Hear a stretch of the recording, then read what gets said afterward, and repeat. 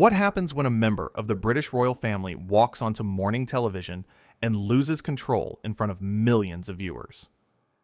In just 37 seconds, one comment would turn a simple interview into the most explosive moment in Good Morning Britain history. Susanna Reid had been hosting Good Morning Britain for years. She was known for being fair, balanced, and professional. She asked tough questions, but she always gave her guests respect. That morning, she had no idea what was about to unfold. Prince Harry arrived at the studio that morning to discuss his latest charitable initiative. The cameras were rolling, the studio lights were bright, and millions of people across the United Kingdom were watching with their morning coffee. Everything seemed normal at first. Susanna opened the interview with warmth. "Your Royal Highness, thank you so much for joining us this morning. We're delighted to have you here." Harry nodded, but something felt different. His body. Language was tense. His jaw was tight. Susanna noticed, but continued professionally. "Let's talk about your new project," she said, keeping her voice friendly and open.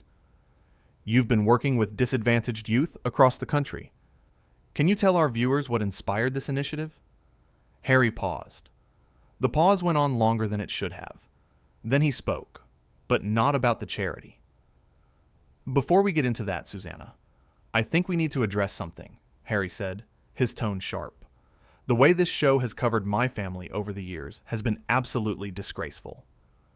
The atmosphere in the studio changed immediately. The crew members glanced at each other. Susanna remained calm. She was a professional. She had handled difficult guests before.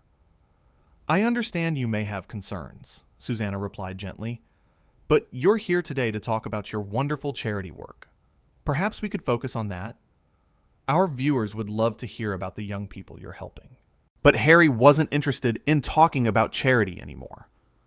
"No, no, no," Harry interrupted, leaning forward in his chair. "You people in the media think you can just move on from the damage you cause. You think a smile and a polite question makes everything okay. It doesn't." Susanna kept her composure. Her voice remained steady and kind. "I appreciate that you feel strongly about this. Media scrutiny is something you've faced your entire life. But this morning, we invited you here to shine a light on positive work. Don't you think the children in your program deserve that spotlight?" It was a fair point. A gentle redirection. Any reasonable person would have taken it. Harry did not take it. "Don't you dare use those children as a shield," Harry snapped, his voice rising. "Don't you dare pretend you care about them when all you care about is ratings and selling papers and tearing people down." The camera operators kept filming. This was live television. There was no going back now. Susanna took a breath. She could feel the interview spiraling, but she refused to match his energy. "Your Royal Highness, I think you're misdirecting your frustration. I'm here to have a conversation with you. A respectful conversation. If you'd like to discuss concerns about media coverage broadly, we can do that. But I need you to understand that I'm not your enemy." Her words were measured, calm, professional. Everything a good host should be. Harry laughed. It wasn't a friendly laugh. It was bitter and cold. "Not my enemy. You sit here every morning and you dissect my life. My wife's life, my children's lives. You pick apart every decision we make. And now, you want me to sit here and smile and pretend we're friends?" Susanna's expression showed concern, not anger. She genuinely seemed worried about where this was going. "I ask questions," Susanna said carefully. "That's my job. But I've never attacked you personally. I've never been cruel. I've tried to be fair, even when discussing difficult topics. Surely you can see the difference between criticism and cruelty." The question hung in the air. It was reasonable. It was an olive branch. Harry swatted it away. "Fair!" Harry's voice dripped with contempt. "You think you've been fair? Let me tell you what fair would look like, Susanna. Fair would be you taking responsibility for the role people like you play in destroying lives. Fair would be an apology. Fair would be admitting that this whole industry is rotten to its core. Susanna shifted in her seat. She was clearly uncomfortable, but she maintained her professionalism. I think you're in pain, and I think you're looking for someone to blame. I understand that. I really do. But I can't sit here and accept responsibility for everything you perceive the media has done wrong. That's not reasonable. Her empathy was genuine. She wasn't being defensive or dismissive. She was trying to connect with him as one human being to another. Daurisin saw this as weakness. Reasonable? He repeated, his voice getting louder. You want to talk to me about what's reasonable? Is it reasonable that my family can't go outside without cameras in our faces? Is it reasonable that every private moment gets splashed across tabloids? Is it reasonable that people like you profit from our misery? Susanna remained remarkably composed. I'm a breakfast television presenter. I don't work for tabloids. I don't chase anyone with cameras. I sit at this desk and I have conversations. If you can't separate me from every negative experience you've had with media, then perhaps this interview was a mistake, but I'm still willing to talk if you are. She was giving him another chance, another opportunity to reset, to remember why he came. Harry stood up instead. This was absolutely a mistake, he declared, his voice echoing through the studio. Coming here was a mistake. Thinking any of you could actually listen was a mistake. Susanna stayed, seated. Her hands were folded on the desk. She looked up at him with genuine concern. Please sit down. We can work through this. We don't have to end things this way. But Harry was past the point of listening. His face was red. His hands were shaking slightly. The anger had taken over completely. You know what your problem is, Susanna, Harry said, pointing his finger at her. You sit there with your fake concern and your practiced sympathy, and you think that makes you better than the rest of them. But you're exactly the same. You're all the same. The accusation was personal now, direct, unfair. Susanna's expression changed slightly, not to anger, but to sadness.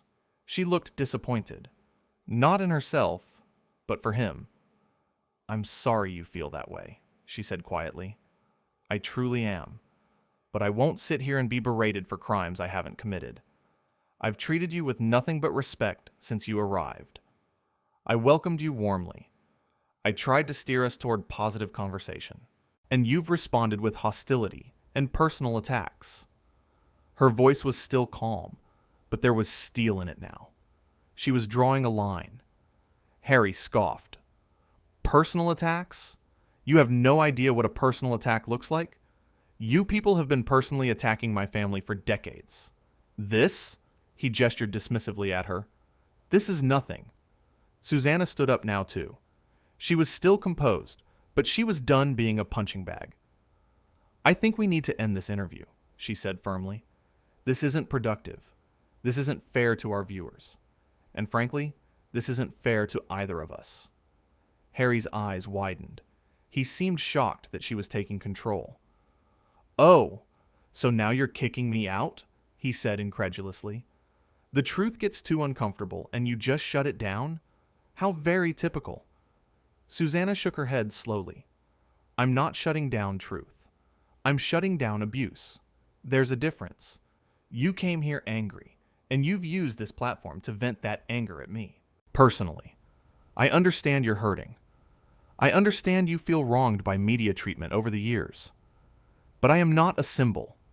I'm a person, and I deserve basic respect, just like you do. Her words were powerful, dignified. She wasn't backing down, but she wasn't escalating either. Harry's response was to go even further. Respect? He laughed again. That same bitter sound. You want to talk about respect? How about the respect my wife deserved when your colleagues tore her apart day after day? How about the respect my mother deserved before you people killed her? The studio went completely silent. Even the crew members looked shocked. Harry had just crossed a line that couldn't be uncrossed. Susanna's face went pale. Her voice, when she spoke, was barely above a whisper. That is completely out of order, she said. Completely. I had nothing to do with what happened to your mother. Nothing. And to suggest otherwise, to use that tragedy as a weapon against me, is beneath you. For a brief moment, Harry seemed to realize he'd gone too far. His expression flickered, but instead of apologizing, he doubled down. You're all complicit, he said coldly. Every single one of you. You feed the machine. You keep it running. And then you act shocked when it destroys people. Susanna pressed a finger to her earpiece. She was clearly communicating with her producers. When she spoke again, her voice was steady but final. This interview is over. I've asked you politely to have a civil conversation. I've extended empathy and understanding. I've given you multiple opportunities to course correct. You've refused at every turn. Our viewers tune in for thoughtful discussion, not personal attacks. I'm going to have to ask you to leave the studio. Harry looked around as if he couldn't believe what was happening. You're actually doing this? You're actually kicking me off? Susanna nodded. I am. You've made it impossible to continue. I wish you well with your charitable work. I genuinely do. But this conversation is finished. Security personnel began moving toward the set. Not aggressively, but their presence was clear. Harry saw them approaching. Unbelievable, he muttered, shaking his head. Absolutely unbelievable. You invite me here, you provoke me, and then you throw me out when I speak the truth. Susanna remained standing at the desk, her posture perfect, her expression calm despite everything that had just happened. I didn't provoke you, she said clearly. I asked you about your charity. That was my only agenda. Everything that happened after that was your choice. Every escalation was your decision. I hope someday you can see that. Harry grabbed his jacket from the back of the chair. He moved quickly, his movements sharp and angry. As he started to walk off the set, he turned back one more time. You can tell your viewers, he said, his voice carrying across the studio, that this is exactly what's wrong with this country.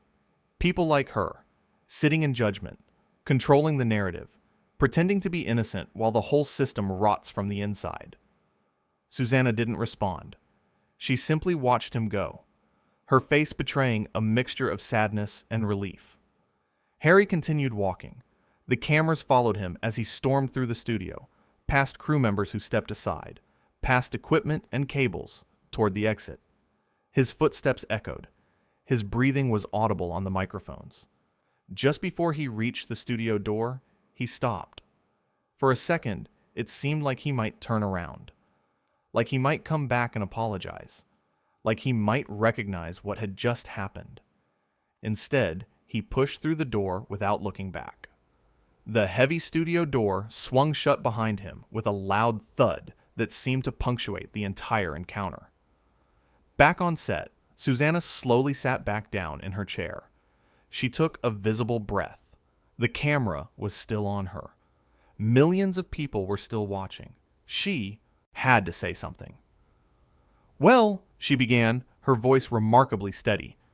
That was not how we expected this morning to go.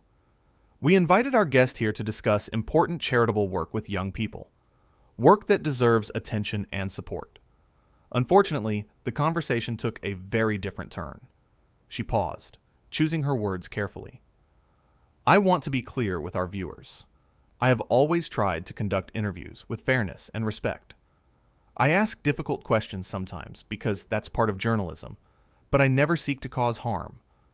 What you just witnessed was someone in considerable pain lashing out. I have empathy for that pain. I understand that living life in the public eye creates enormous pressure. Another pause. She looked directly into the camera.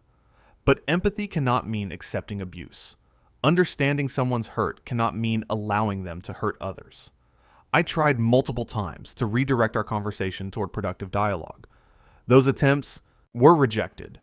And when personal attacks became the focus, I made the decision to end the interview.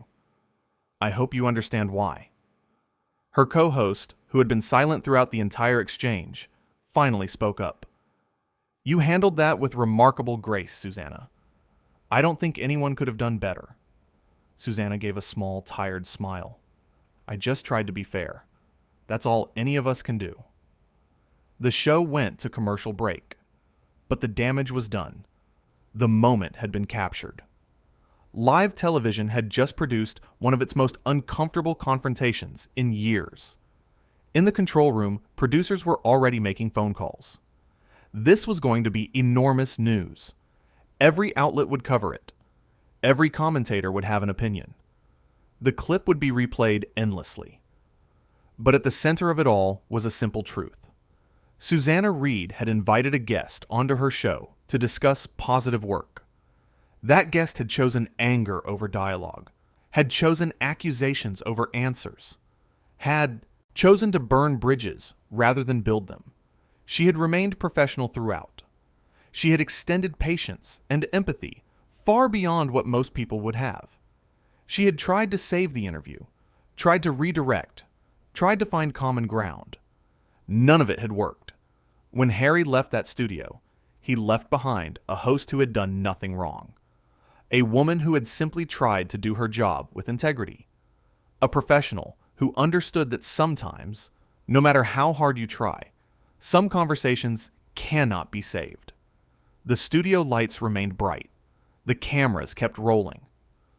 Good Morning Britain continued with its next segment. But that interview, those minutes of escalating tension and ultimate breakdown, would be remembered far longer than anything else that aired that day. Susanna Reid had started her morning expecting to highlight charitable work. Instead, she found herself at the center of a royal meltdown.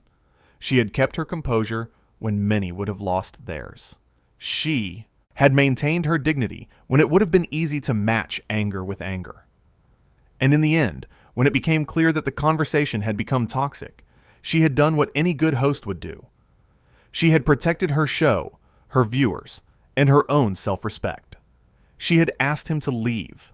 The door through which Harry had exited remained closed. The studio returned to its normal rhythm. Producers moved on to planning the next hour's content. Camera operators adjusted their positions. The makeup team stood ready for the next guest. But everyone in that building knew they had just witnessed something extraordinary. Something that would be talked about for months, maybe years. A moment when politeness met entitlement and drew a line in the sand. Susanna sat at that desk for the rest of her show. She conducted more interviews. She read the news. She bantered with her co-host. She did her job exactly as she always had. Professional, prepared, unflappable. Because that's who she was. That's who she had always been. And one explosive interview, one angry guest, one dramatic exit, none of it would change that. The Good Morning Britain team had extended an invitation in good faith. They had prepared questions about meaningful work. They had offered a platform to discuss important issues. What they got instead was a masterclass in how quickly things can fall apart when someone arrives with an agenda that has nothing to do with the stated purpose. Susanna had handled it perfectly. Not perfectly in the sense that she prevented the blow-up. That was never in her control, but perfectly in how she responded to it. With patience, with fairness, with boundaries, and ultimately with the courage to say, enough is enough. In the makeup room after her shift ended, Susanna finally allowed herself to relax. Her shoulders dropped. She closed her eyes for a moment. A colleague asked if she was okay. "I'm fine," she said, and she meant it. "I did my best. That's all I can ever do." Outside the studio, news vans were already gathering. Reporters wanted statements. Social media was exploding with reactions. Think pieces were being written. Everyone had an opinion about what had just happened. But inside that building, the people who had actually been there, who had witnessed it firsthand, they knew the truth. They had watched Susanna Reid do her job with grace under pressure. They had seen her extend kindness and receive hostility. They had witnessed her draw boundaries when those boundaries became necessary. And they had watched Prince Harry, a man who came to discuss helping others, instead help himself to a platform for personal grievances. A man who mistook a morning show host for a punching bag. A man who confused professional journalism with personal persecution. The contrast could not have been more clear. As the day wore on and the story spread, the footage was played again and again. Each time it showed the same thing. Susanna trying to steer toward productive conversation. Harry refusing to engage. Susanna remaining calm. Harry getting angrier. Susanna offering empathy. Harry weaponizing grief. And finally, Susanna making the call that had to be made. The call to end it. The call that protected everyone involved, including Harry himself, from further damage. It was the right decision. The only decision, really, once things had deteriorated to that point. Good Morning Britain had been broadcasting for years. They had hosted thousands of interviews. Celebrities, politicians, experts, everyday people with extraordinary stories. Some interviews were friendly. Some were challenging. Some were deeply emotional.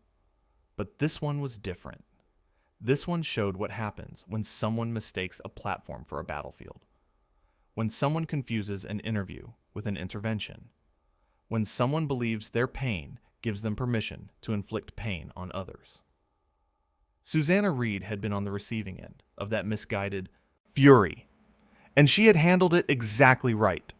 She had been the professional in a situation that demanded professionalism. The adult in a room where maturity was lacking. The steady hand when everything around her was chaos. That's the story of what happened that morning on Good Morning Britain. Not a story of conflict between equals, but a story of one person trying to do their job and another person making that impossible. A story of grace meeting rage and refusing to be dragged down to its level.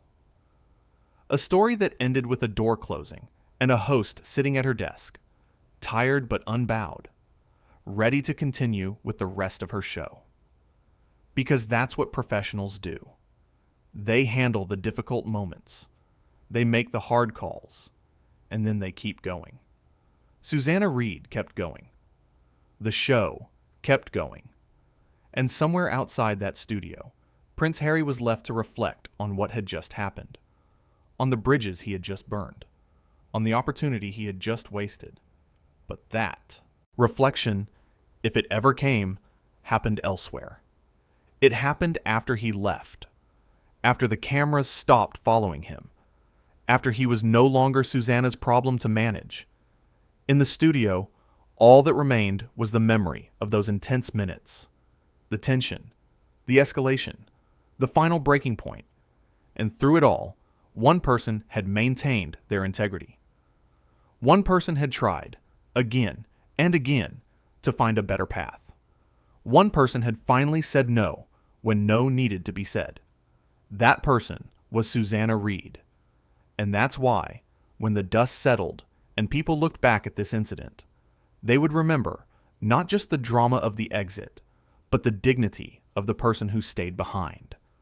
Professional to the end,